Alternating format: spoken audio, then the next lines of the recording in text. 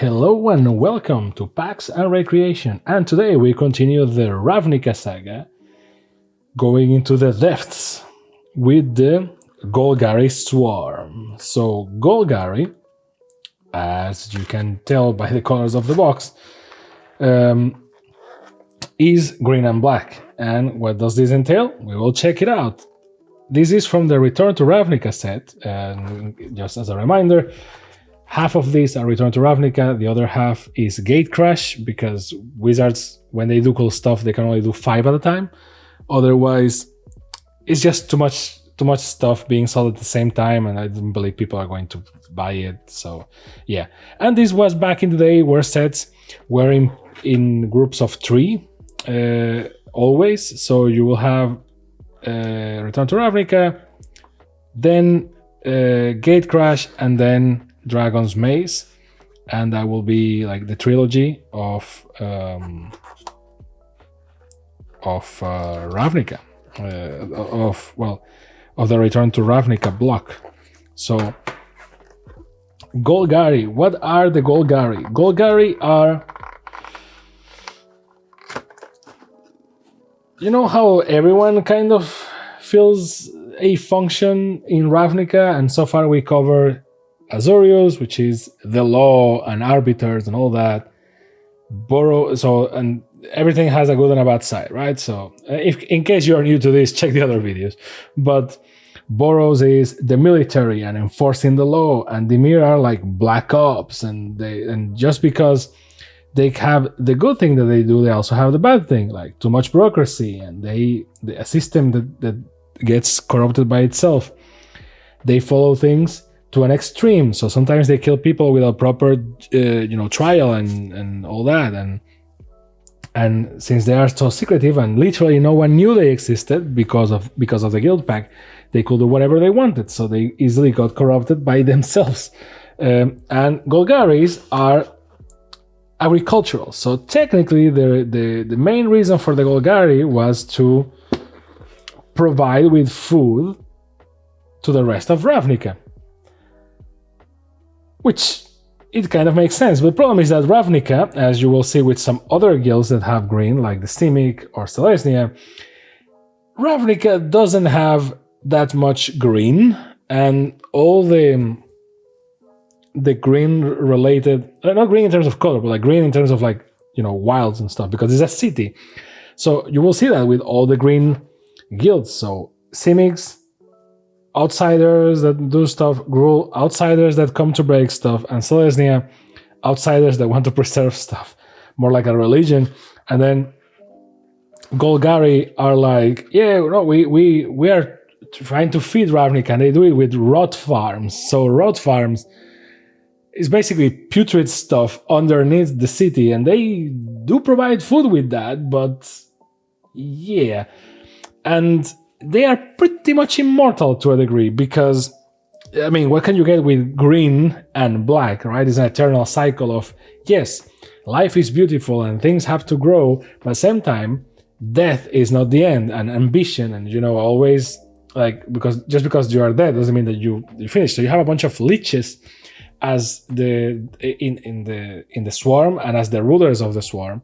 There's a bunch of complicated stuff that happens in between. But the things that you need to remember about Golgari are that they have this weird balance, and that every faction or guild has main types of creatures, right? For example, sphinxes and arbiters and judges and stuff like that. So humans, goblins, humans, everything that is in military, and angels, and I don't know what will be the best type for. You have some creatures here, but it's mostly like spy stuff, right? For Golgari, it will be dark elves and some creatures like gorgons and stuff like that. And gorgons are important because it was ruled by a dark elf, and then it was a gorgon, and then it was a dark elf, and then it was a gorgon, and the last gorgon is someone that you very much may know by now, which is Vraska. Vraska is from Ravnica. She came back because of Nicol Bolas and took over the Golgari Swarm, which is great because she was the queen. But then she was like, yeah, sure, let me help with the Phyrexians. She went to New Phyrexia. In Phyrexia, all will be one.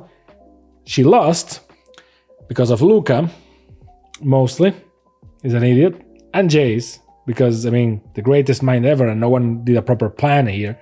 So she was completed. And since she was completed, she came back to Ravnica. And since she was the queen, she basically Phyrexionized the entirety of the Golgari Swarm. And used them as ammunition. And all of them died, pretty much. And I don't remember if she was de-Phyrexionized or she died.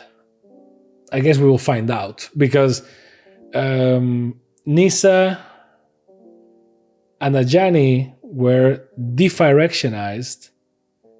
But Vraska, good point. Same with Jace. Well, I guess they will appear in the Murders of the Karlov Manor, I hope.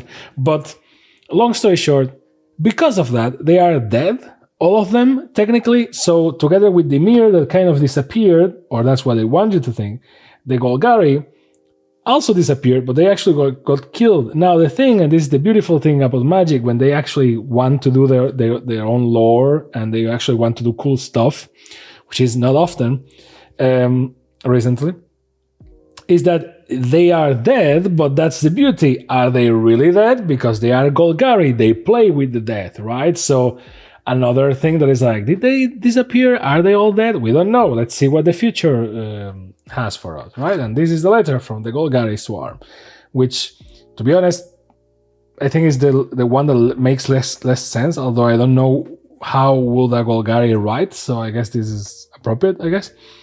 The Golgari Swarm. Abandon your preconceptions about the Golgari. They were wrong.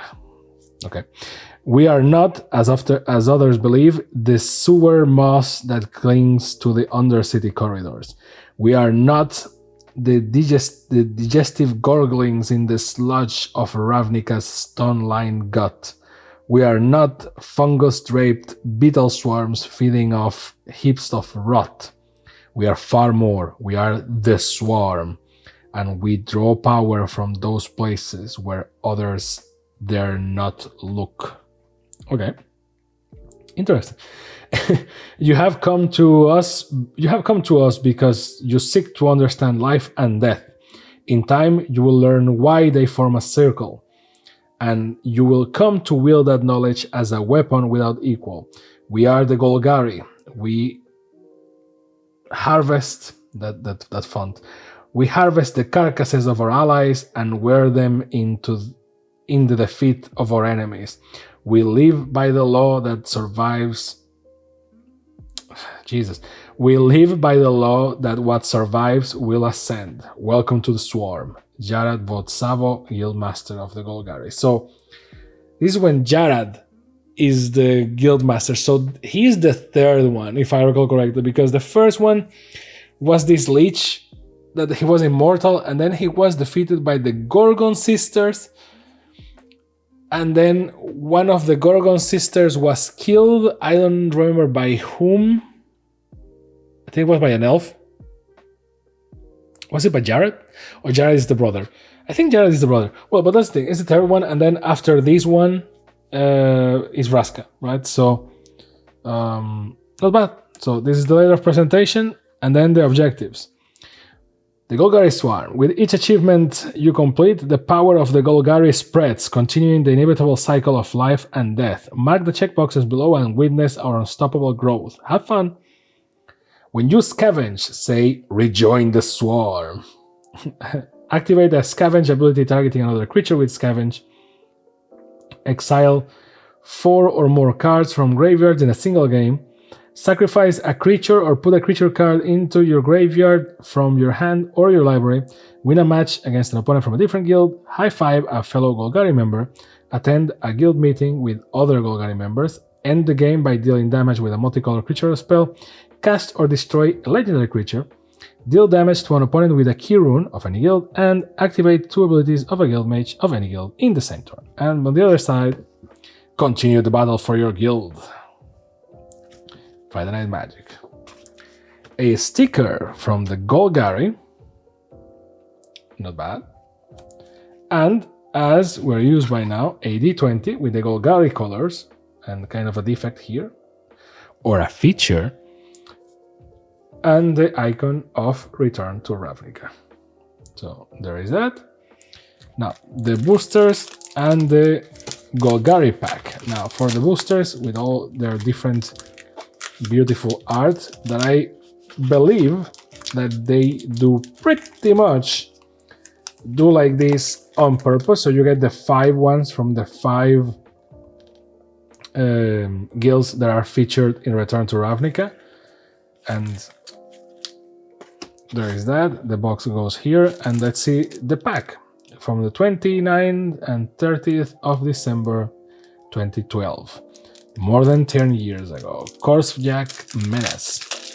In case you need some context, what happened was that you picked your pre-release of one of the 5 guilds that were featured in one part or the other, and then you had this theme booster that you will get to actually, push you into that side of the guilds. Corpsejack Menace. If one is a 4/4 that says if one or more +1/+1 counters will be placed on a creature you control, twice as many +1/+1 counters are placed on it instead. Very good for commander decks. Weakness is not in the nature of the swarm. Golgari Guildgate, which is, a sewer basically. Enter those who are starving and sick. You are welcome among the swarm when the rest of Ravnica rejects you. Jarad's orders. Search your library for up to 2 creature cards and reveal them. Put one onto your hand and the other into your graveyard, then shuffle your library. The Izzet are searching for something. Discern what or die trying. Fun fact that I love about these theme boosters that I never mentioned in the previous ones, but may as well, is that the guild gate is the first thing that you see after the promo. So you enter the guild through the gate and then, Archweaver, Golgari, Kirun. Amazing. Drag Mangler, so you get the Guildgate and the Kirun if I'm not wrong.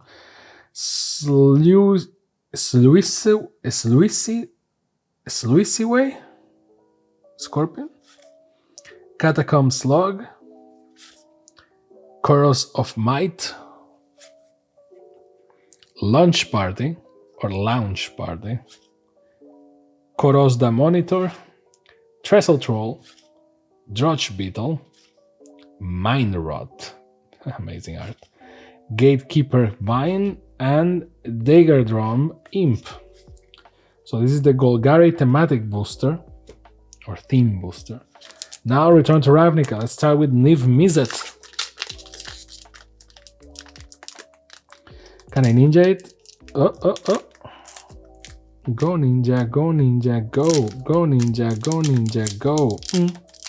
Pam, pam, pam. Can you imagine if I get copyright struck just because of humming it? Go ninja, go. Can I save the boot? There you go. Ninja. Pam, pam, pam, pam. Museum Skin. Is it though? Catacomb Slug. Eyes in the Skies. Celestia. Survey the Wreckage. Carcer's Accord. More Celestia. Trestle Troll. There you go. Golgari. Defender. Rich. Unwelcoming Golgari colonies. He found his own dark place for which to represent the swarm. Ogre Spree. Koros the Monitor. Scavenge as a mechanic. Stab Wound.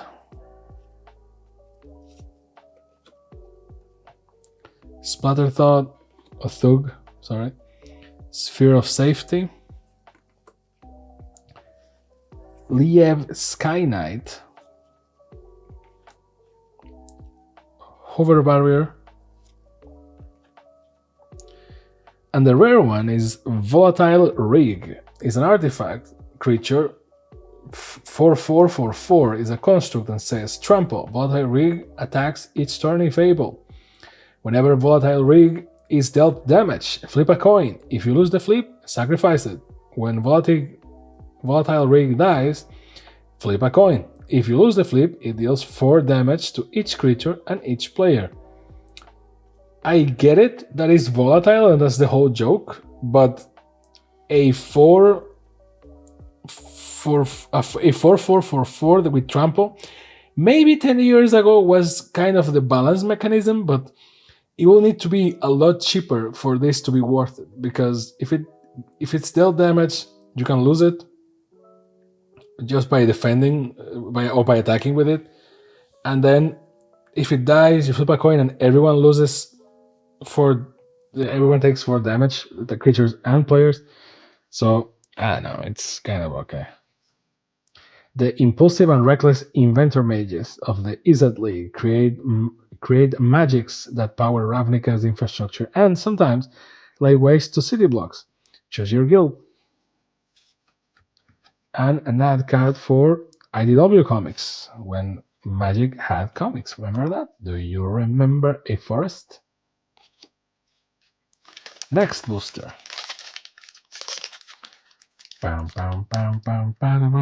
Next booster.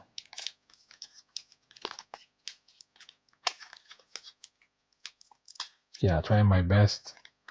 I tried so hard and got so far, but in the end, it doesn't even matter. It doesn't even matter. Jeez, damn it. I mean, you win one, you lose one, right? Like I ninja one, and then the Grand Arbiter one got destroyed. Ethereal Armor. So the creature gets +1/+1 for each enchantment you control and has first strike. Oh, this is not bad for an enchantment deck, which recently they launched a couple of precons this year, or last year. Very good for that. And I also have white, so there you go. Chorus of Might. In each of us is the strength of all of us. Okay, lady. Eyes in the Skies. Dramatic Rescue. Azorius. I never thought I'd be glad to see 2 tons of beak and claws bearing down at me at the speed of an arrow. Mirella, Azorius Hussar. Corsair's Accord. Trestle Troll. Annihilating Fire. Stab Wound. Sign. This is another. Scott Chow, I don't know why he gets to sign the card, but his signature in neon is very distracting. Towering Indrik. Kind of a simple card. They added flavor text for it to look busy. Oak Street Innkeeper. Golgari Kirun, appropriate. Azorius Charm. The charms are the ones that don't come in the thematic boosters, which is a shame. But it's very flavorful. Precinct Captain. This has to be Boros, I guess. First is a human soldier, costs 2 white, is a 2/2, has first strike, and says whenever Precinct Captain deals combat damage to a player, put a 1/1 white soldier creature token into the battlefield. In troubled times, we all need someone to watch our back. Not bad, not great, quite there. Rhino card, trample 4/4, and you remember the intro packs? Exactly. And a mountain. Booster number 3 with the Rakdos Circus. We'll talk about this when we reach Rakdos, but there's a part of me that kind of likes that they went, from just like demon worship on Rakdos to like a circus. It makes it look somewhat more disturbing and weirder, I guess. Aerial Predation. Chronic Flooding, sorry. Drainpipe Vermin. Swift Justice. Justice reigns from above. Skullrend, Hussar Patrol, the Hussars from the Azorius. Human Knight has Flash, Vigilance. You think no one is watching, you think you're smart enough to escape, and most foolish of all, you think no one cares.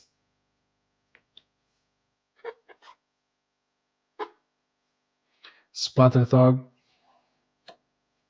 Celestia Guildgate,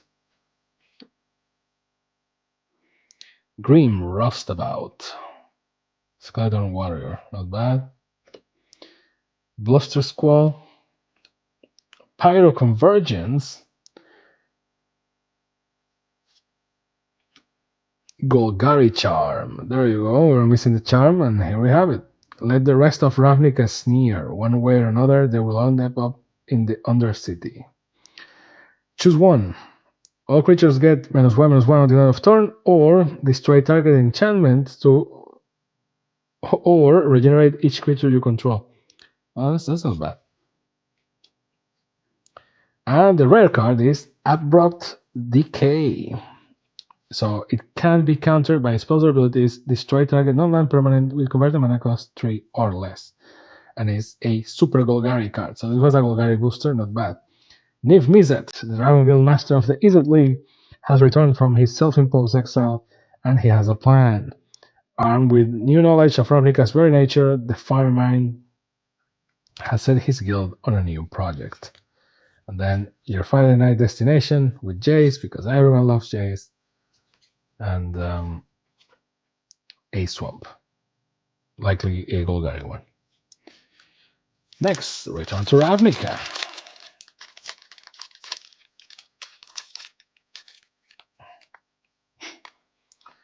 I'm out of love. I'm solo without you. Why are we still here just to suffer? Look at this. Well, it's appropriate, right? It's the Golgari booster, so I guess it makes sense that it's just decaying.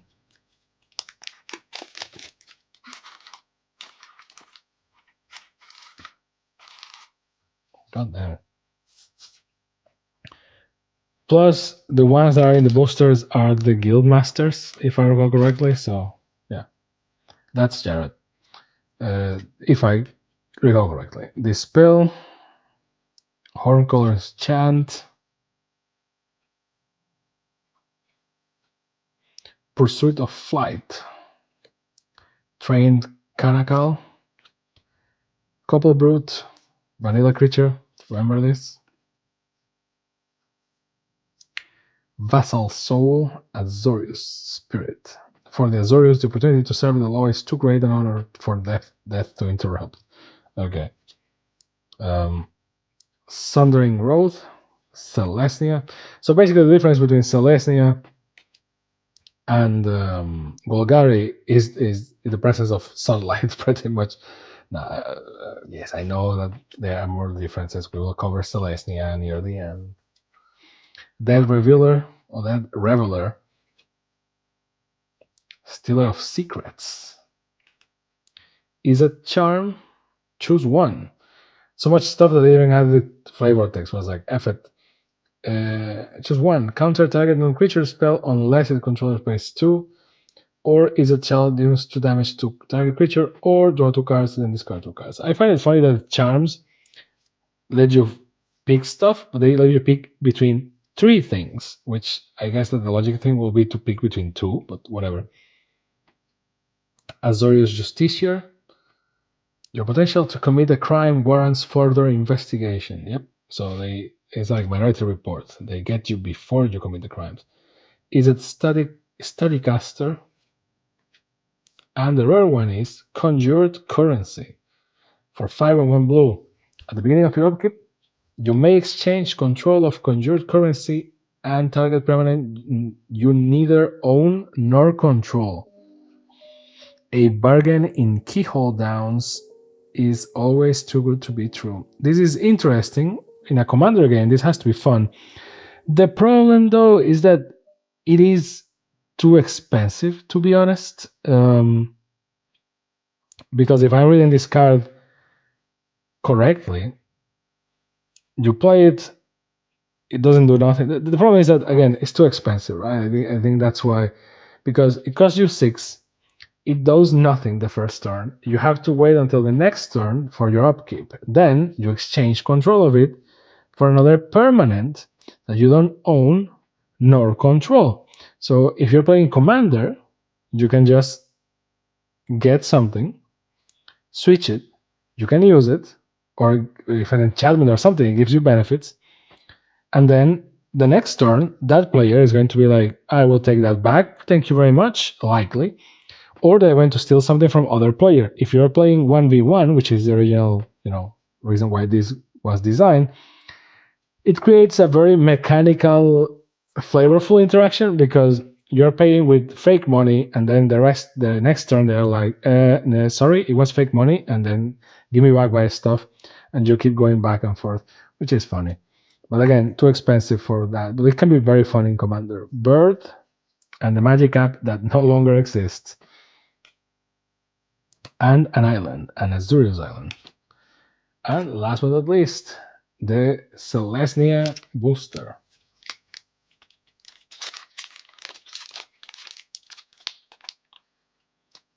Can it be Ninja? Maybe.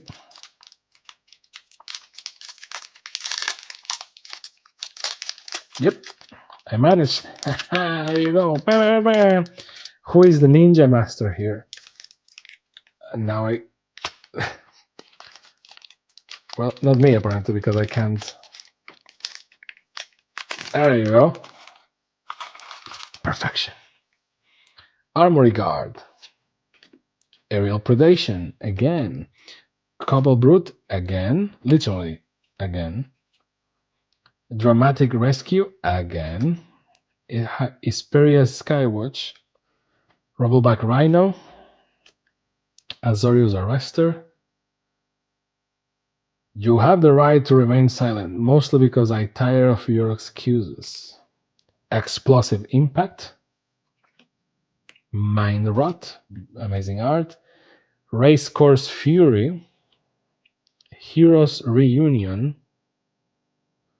They share no bloodline, but a bond greater than family unites them. Such are the gifts of the World Soul.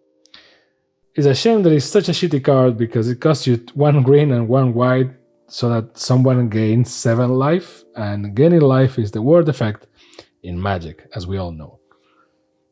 Brush Strider or Strider. And the rare one here is Overgrown Tomb. It's a land that gives you either black or green, but it says as it enters, you may pay to life. If you don't, it enters tapped. So it's a shock land, my friends, and therefore is the most valuable thing in Magic the Gathering, because it's very good for Commander, pretty much. And not only Commander, it's very good for pretty much everything. This is the less painful way, because, again, this comes with the gain life thing, right? As you play Magic, you understand that gaining life is the worst effect, and paying the only life point that matters is the last one. So cards like this become suddenly very good, and Wizards understood that, we understood that, and they stopped printing this. And also second-hand market and all that. Because before this, Wizards actually printed the dual lands, and it was just dual lands. It can give you one or the other, but then they realized that it was too easy. Why not just have a bunch of dual lands in my deck? And they made this to like this and others. So if you realize nowadays, if you get a dual land or a tri land or whatever, there is always a downside. Otherwise, it's too powerful. And this is the best downside, because you just pay if you want to unlock it right away. If you don't, then whatever. So this is why these things are so expensive.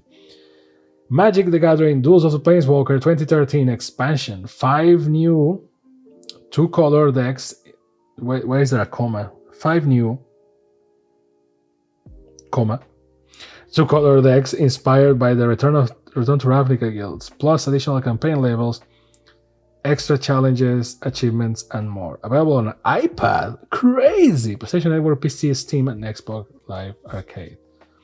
wow, it's the same thing on both sides, but this is the American side, rating pending, and this is the European side, PG rated. Crazy. I mean, it's necessary, but crazy. And the most disappointing type of foil, which is the land.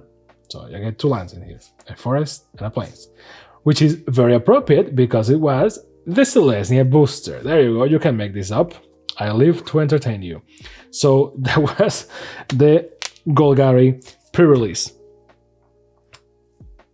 Was it worth it? Well, just because of the Shockland, yes. And also, it was a Golgari Shockland. So I can't make this up, people. The fortune favors us the bold.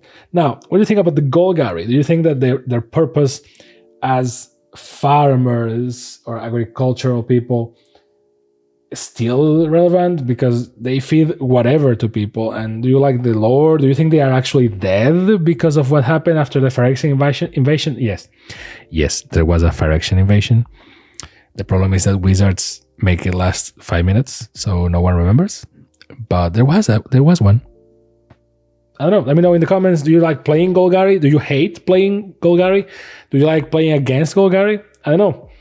And hey, see you in the next one. We continue with this saga. And thank you very much for your time. This has been PAX and Recreation. Bye.